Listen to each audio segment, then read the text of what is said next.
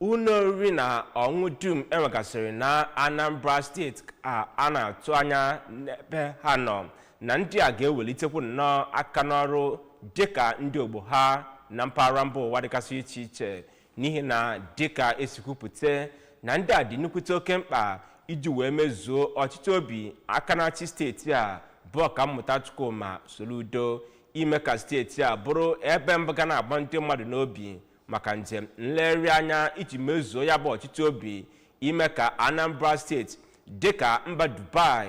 nakwa Taiwan na mba isi ojii bụ Afrịka. Kọmishọna okwu gbasara omenala na njem ebe nlegharị anya dị n'aka na steeti a Maazị Don Onyenchi bụ onye kwupụtara nke a na ya bụ nzukọ nke achịkọbara n'ọkabisi obodo Anambra steeti ebe ọ nọ kwupụta na ọchịchị Soludo na-anwa oke ya ịhụ na ọ na-agba ndị a ume n'ụdị dịgasị iche iche ọbụnadịrị ịhụ na enwere ezi okporo ụzọ nakwa akụrụngwa ndị ọzọ ga-eme ka ọrụ ndị a na-aga n'ihu wee kpọọ ha oku ka a kwudosie ike na-achịgharị ọnọdụ iji wee mee ka ọrụ a na-akawanye mma. Ka Joseph Egbeọcha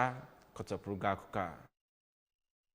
Onye chairman nke Anambra State Internal Revenue Service Dr. Greg Ezilo kwukwara na ụlọ nkwari akụ a bụ otu ụzọ esi akwalite ego na-abata na steeti. Ndị ọzọ nọ na ọgbakọ ahụ kwukwara otu o si dịrị ha nke gụnyere onye vice chairman nke Anambra State Hotel Association Maazị Taiwo Ogunsola kere gọọmenti steeti a maka ya bụ atụmatụ. Onye head of hotel nakwa hospitality department nke ya bụ ministry Maazị Fred Nwikwu nọkwa na ya bụ ọgbakọ nke esi na ya wee gwakwa ndị a nwechaa ụlọ nkwari akụ ihe dịgasị mkpa ha kwesịrị itinye n'ọlụ.